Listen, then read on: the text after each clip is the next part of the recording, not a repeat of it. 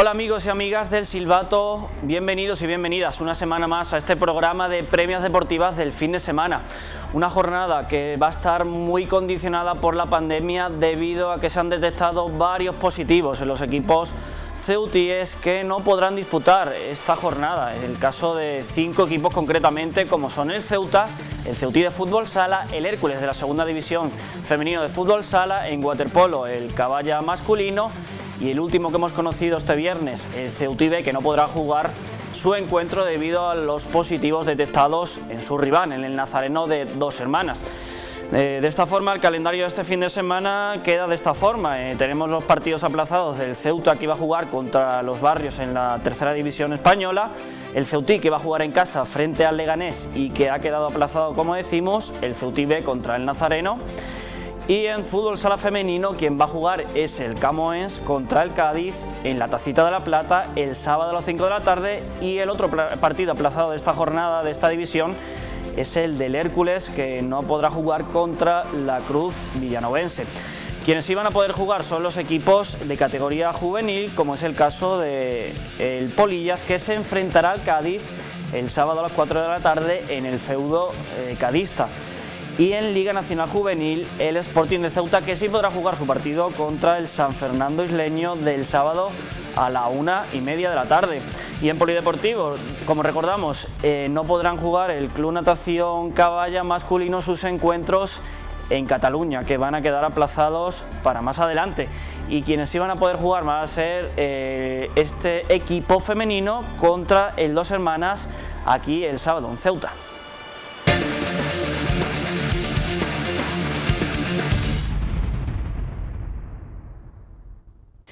Y arrancando con la agrupación deportiva Ceuta, recordamos, no va a poder jugar su partido de este sábado contra los Barrios en la localidad gaditana debido a los varios positivos, en concreto 3 positivos que se han detectado a principios de semana en el conjunto de José Juan Romero. De esta forma llevan confinados varios días y se quedarán confinados hasta el 4 de noviembre.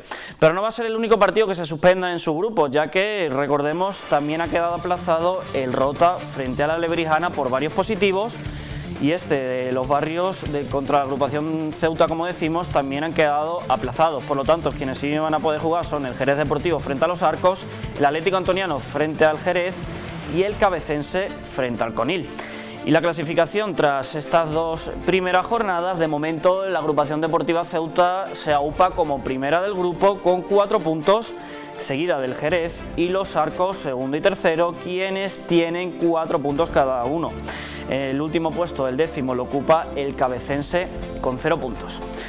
Y para conocer de primera mano cómo se está desarrollando ese confinamiento en la plantilla de la agrupación deportiva Ceuta, hoy tenemos con nosotros esta noche a José Juan Romero, al míster de la agrupación deportiva. José Juan, bienvenido a esta casa. Bueno, entrando en materia, ¿cómo lo va a hacer en la plantilla para no perder el estado de forma? Bueno, pues lo poco que nos permiten, ¿no? Con el tema de estar confinados. Entonces, bueno, se les ha mandado una especie de trabajos como ya hicimos en el confinamiento de marzo.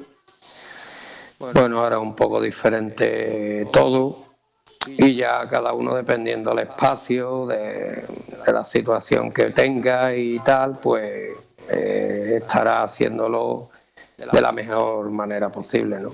Es cierto que es complicado y bueno, Mane, preparado físico, le está enviando diariamente las tareas, estamos solicitando vídeos y viendo que se está haciendo que están haciendo el trabajo. Estamos llevando un control del peso para que nadie se vaya a permitir la licencia de venir con peso de más. Y bueno, una situación un poco estrambótica, ¿no? ¿Corre peligro, míster, el partido de la semana que viene al tener tan pocos días para prepararlo? Hombre, si de mí dependiera, el partido no se puede jugar el domingo, ¿no? Está claro que después de 10 días parado y más en una plena metidos en temporada, 10 días son muchos días para estar parado y volver y tener que competir en 2 días, ¿no? No solo vamos a tener 2 días y en esos 2 días no te daría tiempo porque no puedes meterle carga, no le puedes porque vienen de un parón, porque además tienen que competir en 2 días, con lo cual, bueno, no, las circunstancias no serían para nada ni buenas ni reales, pero no lo sé, no sé cómo está esta circunstancia o cómo es la circular de la Federación Andaluza de Fútbol o la Federación Española en este aspecto, pero bueno, no sería lógico, no sería lógico ni tendría mucho sentido, ¿no? Pero bueno, insisto, tampoco sé si el protocolo de la Federación Andaluza es porque creo que lo del resto de clubes que están dando positivos no se le está confinando a todos 10 días, ¿no?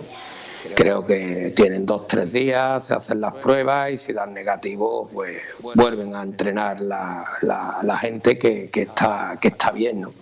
En nuestro caso, bueno, han decidido confinarnos 10 días y bueno, ahora habrá que ver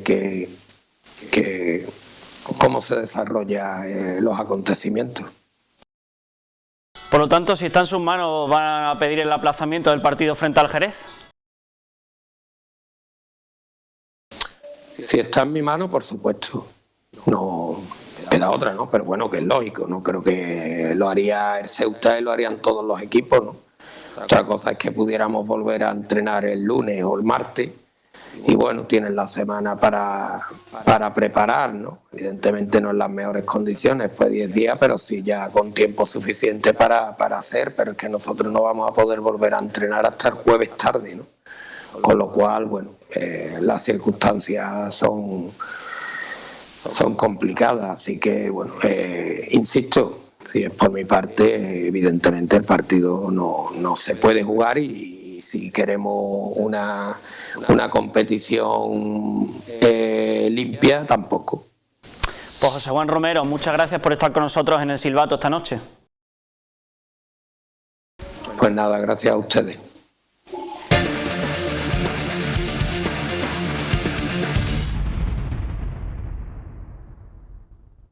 Y siguiendo con fútbol, otro equipo que también ha tenido que aplazar su partido es el Ceutí de Santi Valladares, después de que este jueves por la tarde-noche, después de hacer sus test rápidos, se detectaran 2 positivos en la plantilla, teniendo que comunicarlo a la Liga y a la Federación. Un partido que será por lo tanto aplazado y que no será el único aplazado de la jornada de la segunda división donde juega el Ceutí. Concretamente también se va a aplazar el Santiago Futsal Atlético Benavente y el Talavera Rivas Futsal, todos ellos por positivos en sus plantillas. Por lo tanto, el único partido que se va a poder disputar esta jornada va a ser el Móstoles contra el Noia Portus de Apóstoli. Y con Santi Valladares pudimos hablar este jueves tarde-noche acerca de esos positivos en la plantilla y de esas primeras impresiones que trastocaban tanto ese entrenamiento que tuvo que ser suspendido. Lo que se suponía que iba a ser un mero trámite para poder afrontar el próximo encuentro con garantías, pasaban a ser malas noticias. Hablamos de las pruebas rápidas de COVID a las que se sometió la plantilla de la Unión África Ceutí este jueves por la tarde en el pabellón Guillermo Molina. El equipo estaba citado a las 8 de la tarde para pasar las pruebas de cara al encuentro que iban a disputar contra el Leganés en este recinto el sábado. Así los jugadores se personaban en el lugar con la intención de realizar uno de los últimos entrenamientos de la semana antes del encuentro. Uno a uno se iban sometiendo a las pruebas hasta que se detectaba el primer positivo, minutos después de haberse hecho la prueba. Entonces es cuando empezaba el run entre la plantilla y el cuerpo técnico, que no sabían muy bien cómo actuar. El jugador positivo abandonaba rápidamente el entrenamiento, casi sin dar explicaciones y sin poder llegar a ejercitarse. El resto comenzaba el entrenamiento ataviados con sus mascarillas, a la espera del resto de resultados. Instantes después se confirmaba el segundo positivo, que abandonaba el pabellón inmediatamente y se decidía entonces suspender el entrenamiento y el partido del próximo sábado. El entrenador Santi Valladares compareció en ese momento ante las cámaras de Radio Televisión Ceuta para explicar la situación. Es un poco lo que viene sucediendo en casi todos sitios, ¿no? Nosotros no estábamos exentos de contagiarnos. En este caso, bueno, pues hay algún positivo y toca protegerse y cuidarse. Lo importante es que nos hacemos las pruebas, que está todo controlado, los positivos están en un estado bueno y dentro de la gravedad del tema y vamos a ver cómo evoluciona todo. Los jugadores seguirán, por lo tanto, entrenando, pero en casa, de forma individual. Lo mejor es que se cuiden a nivel alimenticio, ¿no? Y todo lo que puedan hacer en casa, bien tengan una bicicleta estática, bien tengan pues un TRX, bien tengan seguir trabajando pues un poquito de fuerza, un poquito de aeróbico y por supuesto cuidar mucho la alimentación, porque ahí es donde va a radicar el poder volver después en un estado de forma un poco más. Valladares ha afirmado que esta situación la tenían ya hablada en la plantilla. Está súper hablado, como cualquier otro equipo, yo creo que lo tenían hablado, hay que adaptarse y si tienes 2 semanas de entrenamiento tienes, si tienes 3 días tienes, si no tienes 3 días no los tienes. Es gente joven que cuidándose un poquito va a estar. Si es cierto que no estás en las condiciones de una pretemporada y una temporada normal, pero es lo que hay, no adaptación y no valen excusas ni historias, ¿no? Pues estamos todos en el mismo barco. Y quien sí va a poder disputar su encuentro en la segunda división de fútbol sala nacional femenino va a ser el Camoens femenino, que disputará su encuentro en Cádiz este fin de semana. En contrapartida, el Hércules, al detectarse un positivo en la plantilla, no podrá afrontar por segunda jornada consecutiva su choque de este fin de semana. El Camoens femenino será el único representante que vaya este fin de semana en la tercera jornada de la segunda división de fútbol sala femenino, ya que el Hércules no podrá jugar contra la Cruz Villanovense debido a un positivo en el equipo de Juanma López. De esta forma, el Camoens se medirá este sábado al Cádiz en la Tacita de la Plata con el objetivo de continuar de forma positiva su inicio de la campaña, aunque sin confiarse de la abultada victoria del pasado fin de semana ante el Almaraz. El entrenador local, Rachid Ahmed, considera que se enfrentarán a un rival difícil y en su casa, un rival que viene de ganar también ante el Almaraz en la primera jornada de Liga por 1-7. Bueno, yo para mí el Cádiz es un equipo que lo he estado viendo un par de veces en el campeonato de Andalucía. Y lo veo muy ordenado, muy disciplinado, ¿no? Entonces hay que tener mucho cuidado. La victoria esta que es tan holgada no nos puede permitir relajarnos para jugar allí el fin de semana, que es un partido bastante complicado para mi punto de vista. Jugamos fuera y ellos en casa pues querrán por lo menos sacar los puntos ellos, ¿no? Y nosotros intentaremos intentar por lo menos sacar lo que sea de ahí, algo positivo y ya está, ¿no? En este caso intentaremos nosotros sacar todo lo que algún punto positivo o ganar los 3 puntos, que es lo que intentaremos trabajar esta semana. La capitana del equipo, Yasmina Mohamed, considera al Cádiz un rival de su mismo nivel. El Cádiz es un rival de nuestro nivel, es un rival fuerte. En la antigua temporada nos costó marcarle los goles, pero igualmente ganamos. Esperemos que en esta temporada pues estemos igual. El entrenador local está contento con el plantel tras la victoria del fin de semana pasado, aunque seguirán trabajando para mejorar ciertos aspectos. Que muchos aspectos que hemos trabajado han salido y eso genera un poco de confianza en el grupo y es a lo que vamos, ¿no? Que esto es paso a paso, no nos podemos fiar porque esto es un partido que ha salido así y intentaremos mejorar en los siguientes partidos, pero ha habido cosas muy bonitas, pero también ha habido cosas que hay que mejorar también. Ese discurso autocrítico de Rachid se lo transmitió también a sus jugadoras tras el partido, así lo reconoce la capitana. Que había que seguir, que era el primer partido obviamente, pero que nos faltaban muchísimas cosas más por corregir. En cuanto a los aspectos más positivos del encuentro, Yasmina destaca el buen hacer del colectivo. Al compañerismo entre nosotras, se notó, tocamos mucho la pelota entre nosotras y eso se notó en los goles, pues gracias a eso, los 9 goles. Y una noticia que hemos conocido este viernes es que el Ceutí B no va a poder jugar su encuentro de la segunda división B de fútbol sala nacional. Concretamente, ese encuentro se va a disputar en Dos Hermanas contra el Nazareno y el equipo sevillano ha notificado varios positivos en su plantilla, quedando así aplazado el encuentro de Quino Gallardo. El Ceutí B de fútbol sala también ha aplazado su partido esta jornada, el encuentro que le medía a domicilio al Nazareno Dos Hermanas. Al tener el Ceutí B 4 de sus jugadores en el primer equipo y que 2 de ellos habían entrado incluso en la convocatoria con el equipo de Santi Valladares, solicitaban al club sevillano del Dos Hermanas el correspondiente aplazamiento. Aunque el Nazareno no estaba de acuerdo inicialmente con la suspensión del choque, finalmente ha atendido la solicitud del equipo que dirige Quino Gallardo, que acordarán fecha para recuperar esta jornada perdida. Y la competición que sí se va a poder desarrollar este fin de semana va a ser la de la Liga Nacional Juvenil. Concretamente, el Polilla se enfrentará al Cádiz y el Sporting lo hará contra el San Fernando en esta segunda jornada de Liga. Segunda jornada de Liga para los representantes ceutíes en categoría nacional juvenil de fútbol. El Polillas de Ceuta rinde visita al Cádiz Club de Fútbol este sábado a las 4 de la tarde. Para los gaditanos será el primer partido de la temporada, después de corresponderles descansar en la jornada inaugural, ya que el subgrupo 4B de la División de Honor Juvenil está compuesto por un número impar de equipos. Para el Polillas, por su parte, será el segundo compromiso liguero después de debutar el pasado sábado en el Estadio Alfonso Murube con derrota ante el Nervión sevillano por 1-2. Un partido que dejó mal sabor de boca a los caballas por la dolorosa forma en la que se produjo la derrota, ya que encajaron el tanto definitivo de córner en la última jugada del encuentro. El Polillas sabe que puntuar en Cádiz no será misión sencilla, aunque viaja esperanzado de poder arrancar al menos un punto.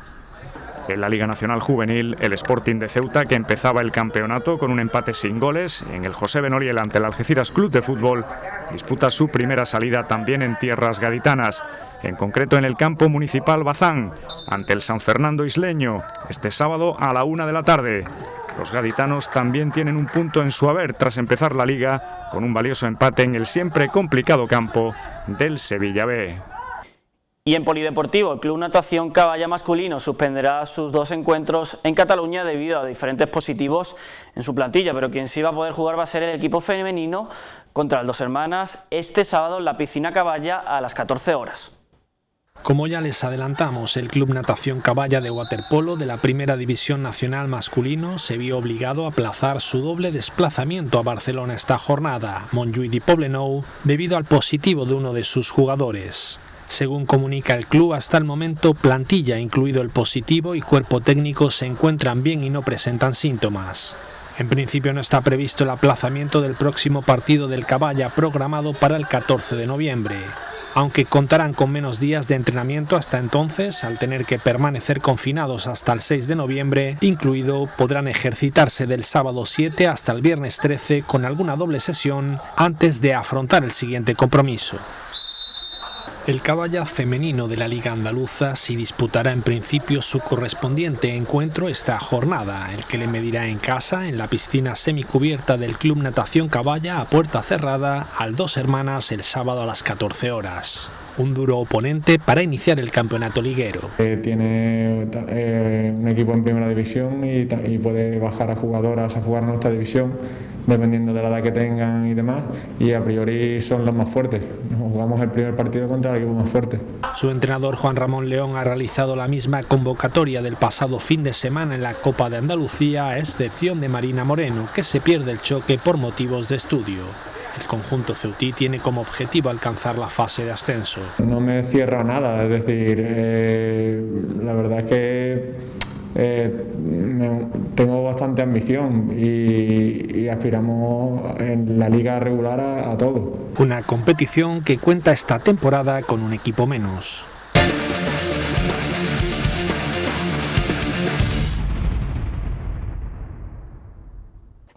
Bienvenidos y bienvenidas a otra sección de protagonistas del programa El Silbato. Esta vez tenemos un invitado de lujo como es Saúl Olmo, jugador del Ceutí. Bienvenido, Saúl. Muchas gracias. Bueno, como todo el mundo sabe, Saúl es un internacional con la selección española, tiene una larga trayectoria en el mundo del fútbol sala. Saúl, ¿qué significa para ti la palabra fútbol? Para mí representa muchos valores, me recuerda a mi infancia, me recuerda a mis amigos de la infancia que con ellos crecí, con ellos me inculcaron el valor del deporte, el compañerismo, y creo que la palabra para mí en esta época que el fútbol sala y el deporte en general va cambiando en constante movimiento, creo que es una palabra muy bonita y que creo que debemos seguir inculcándosela a los jóvenes, porque creo que el deporte en general tiene muchos valores y creo que hoy en día la juventud, el mundo en general, creo que estamos perdiendo muchos de esos valores y creo que deberíamos recuperarlos. ¿Cómo fueron esos primeros pasos tuyos en el mundo del fútbol? ¿Cómo los recuerdas? Bueno, yo creo que como casi todo de una época anterior a la actual, ¿no? Creo que estábamos casi todo el día en la calle jugando, inventábamos cualquier pelota, ya sea de fiso, de chapa, cualquier cosa para jugar y bueno, siempre recuerdo que mi madre me echaba mucha bronca, ¿no? Porque casi siempre llegaba tarde a casa y estudiaba poco, la verdad, pero bueno, ahora me arrepiento. ¿Cómo fue, cuándo firmaste tu primer contrato profesional? Bueno, yo creo que mi primer contrato profesional, si no recuerdo mal, fue aquí en Ceuta, en el Goyo Río. Yo jugaba fútbol en categoría juvenil en División de Honor del Cádiz y en el segundo año de Cádiz juvenil yo decido dejar de jugar a fútbol para jugar con mis amigos a fútbol sala. Pero recibo una oferta de Goyo Río para seguir jugando a fútbol aquí y fue mi primer contrato, digamos, económicamente cobrando y fue aquí en Ceuta. ¿En qué año más o menos estamos hablando? Pues ya llovía desde entonces, creo que fue, tengo 36, fue con 18, pues hace 18 años atrás fue mi primer contrato, creo que sería por el 2000, ahí estamos en el 2020, 16, 2004, por ahí creo que fue. A partir de ahí ya cambié directamente, después de mi último año de juvenil aquí en Cuyo, ya paso a dedicarme única y exclusivamente al fútbol sala con mis amigos allí en el equipo del Virgili. El primer año conseguimos un ascenso de primera B a primera A y ya después, a mitad de la primera temporada en primera A, me ficha Valencia Vijusa y a partir de ahí, hasta el día de hoy, fuera de mi tierra. ¿Y tu primer contrato profesional en el fútbol sala, en el del cual digas tú, este sí he podido yo vivir, cuál ha sido? Bueno, yo creo que para la época que yo viví, todos los contratos, excepto esta última época de los últimos 4 o 5 años, que la economía después de la crisis ha bajado considerablemente, creo que todos mis contratos fueron buenos, porque cuando yo salí por primera vez de Cádiz con 19 años, con 20 años, si no recuerdo mal, 19 para 20, mi primer contrato para lo que yo necesitaba era muy buen contrato, no me acuerdo si eran 800, 900 euros de la época, con 20 años, sin gastos, creo que era muy buen contrato. A partir de ahí, bueno, siempre fue aumentando, también las categorías fueron diferentes, los objetivos eran diferentes, la responsabilidad era diferente, la presión fue diferente. Y hasta el día de hoy, gracias a Dios, me siento afortunado, por eso te decía antes que para mí la palabra fútbol o fútbol sala o deporte en general significa mucho, porque ha sido mi modo de vida durante muchos años, sigue siendo mi modo de vida y creo que eso hay pocas personas que se puedan sentir identificados personalmente con haciendo lo que era tu hobby, haciéndolo profesional, ¿no? Hay mucha gente que eso no lo entiende y también cuesta y vivir de eso también es una presión añadida, sobre todo después cuando tienes familia, cuando tienes gastos que pagar, entonces bueno, ya el hobby pasa a un segundo plano y se te convierte en tu profesión y entonces bueno, también es duro en algunos momentos. Pasas por diferentes equipos de ámbito nacional y en 2006-2007 fichas por uno de los mejores equipos que hay en España, como es el Pozo. ¿Cómo fue ese fichaje tuyo por el Pozo? ¿Cómo lo viviste?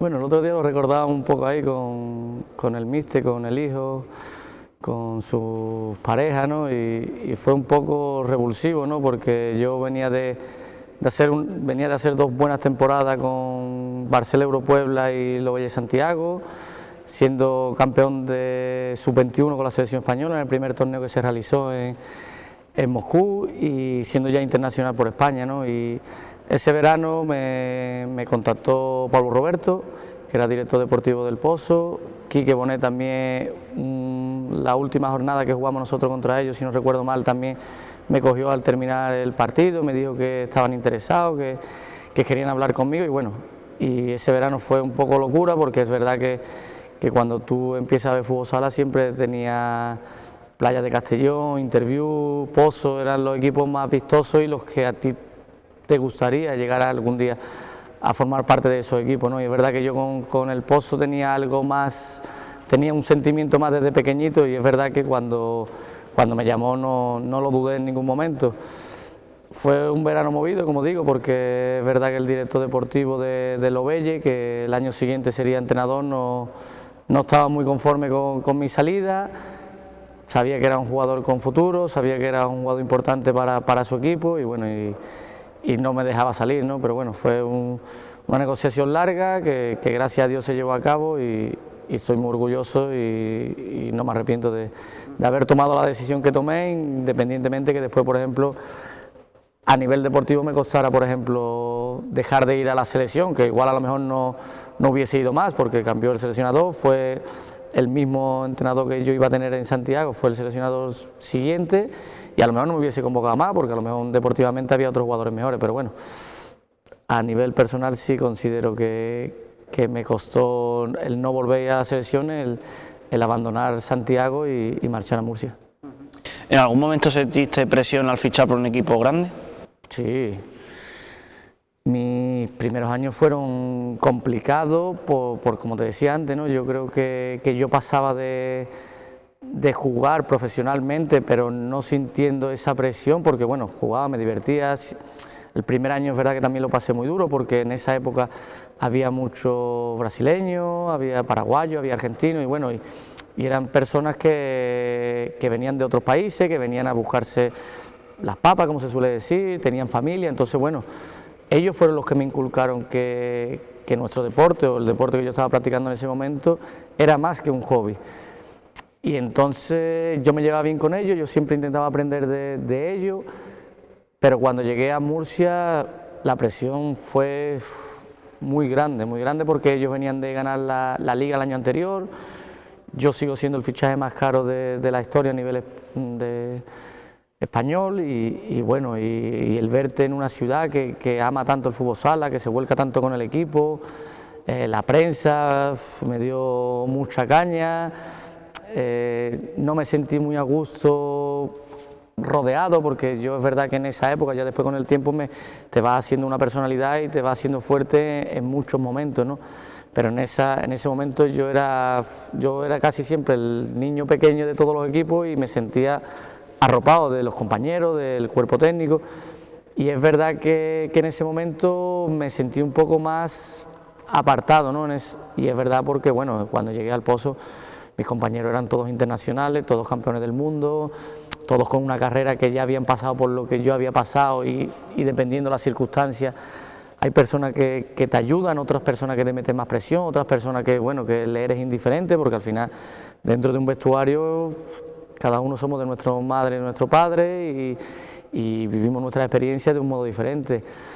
Yo sobre todo sentí un poco más de evasión en el aspecto del cuerpo técnico, ¿no? Yo creo que siendo un fichaje de renombre y siendo tan joven y teniendo tanta proyección, yo creo que me faltó un poco más el cariño del cuerpo técnico, ¿no? Porque bueno, creo que el equipo ya estaba formado y que yo podía ser una pieza importante a lo largo de los años, ¿no? Porque, como digo, allí había jugadores que era imposible quitarle el puesto independientemente de que yo fuera más o menos bueno, ¿no? Porque es verdad, yo tengo mis ídolos, Vini, Quique, Wilde, Siso, para mí han sido mejores compañeros, mejores personas y de ellos todo lo que sé a día de hoy es gracias a ellos porque lo aprendí de ellos, pero bueno, yo necesitaba un poco el apoyo del míster, se puede decir en ese aspecto, ¿no? De darme esa confianza, de incluso darme un tiempo, porque a lo mejor no estaba capacitado para jugar el primer año, tantos minutos como yo venía jugando en Santiago, a lo mejor tenía que jugar menos, pero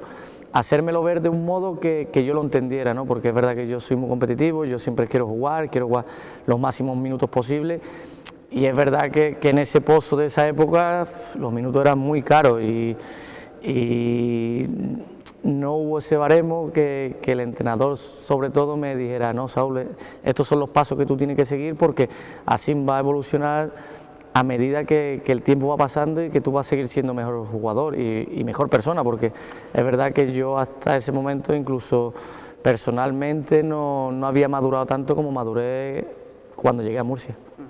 Hablando de esa presión que sufrías en los primeros momentos, concretamente, ¿cómo llevabas las críticas de la prensa, aficionados, etcétera? Yo las llevaba mal porque era muy joven, no entendía esa obsesión que se tuvo conmigo por ser el jugador más caro, por venir con un cierto nombre a esa edad. ¿Y cómo lo hacías para soportar esa crítica? No, yo me... ¿Algún truco? No tenía ningún truco. Mi intención era llegar el lunes, entrenar, demostrar que esas críticas se volvieran aplausos, se volvieran menos críticas, se volvieran halagos. Y creo que eso es lo que fui consiguiendo año tras año, porque al final estuve 5 años en Murcia, es decir, que si me hubiese afectado tan mal o si no hubiese logrado convivir con esa presión, el primer año me hubiese cogido la mochila y me hubiese marchado, y más de esa época que el tema económico no era un problema, porque casi todos los equipos pagaban muy bien en esa época y no hubiese tenido problema de pedir al Pozo marcharme, ¿no? Y sin embargo no lo hice porque confiaba en mí, confiaba en el grupo. Como digo, yo allí estaba muy contento en esa ciudad que para mí es maravillosa, y estuve 5 años que a lo largo de los 5 años creo que las críticas fueron disminuyendo, y creo que el cariño que me cogió gran parte de la afición, que creo que o el 90%, es el que me llevé al final de irme de allí de Murcia. Hablando de ese momento álgido de tu carrera, que es cuando te llaman para la selección española, ¿cómo recuerdas que fue ese día en el que te llamaron para la selección? Para mí fue, creo que exactamente no recuerdo bien, porque ya ha pasado muchos años y bueno, y después tengo mucho amaro de no poder seguir yendo, y no por cuestiones solamente deportivas, y entonces bueno, como que ya se me fue, ¿no? Pero creo que como cualquier niño, ¿no? Creo que con 21 años te llama a la selección española absoluta después de estar solo 1 año y medio en la máxima categoría, jugando con los jugadores de aquella época, que sin menospreciar ninguna época, creo que fue la generación más buena que ha dado España, donde más títulos, donde mejores jugadores. Para mí era una cosa increíble, ¿no? Poder estar en el vestuario con Javi Rodríguez, con Luis Amado, con Daniel, con ídolos, porque al final no dejan de ser ídolos para ti, porque ellos ya llegaban a los 30 años por ahí, yo tenía 21, ellos tenían carreras de campeones del mundo, campeones de Europa, campeones de Liga, y tú te ves ahí al lado de ellos y dices, ¿y qué pinto yo aquí, no? Que hace 3 años los veía por Teledeporte, por Antena 3, y verlos ahí, convivir con ellos y ver que son personas como tú, ¿no? Porque al final, cuando tú eres joven y miras por la televisión, te crees que son superhéroes o que son mucho mejores que tú a nivel personal, y cuando convives con ellos y te sientas en una mesa a comer, ves que son graciosos, que te gastan bromas, que te intentan buscar las cosquillas, y la verdad que yo me lo tomo los recuerdo esas anécdotas y recuerdo muchas cosas que aprendí con ellos, pero evidentemente un subidón de adrenalina y una cosa que creo que como pocas en esta vida. Pues muchísimas gracias, Saúl, por estar en el Protagonista. A ti.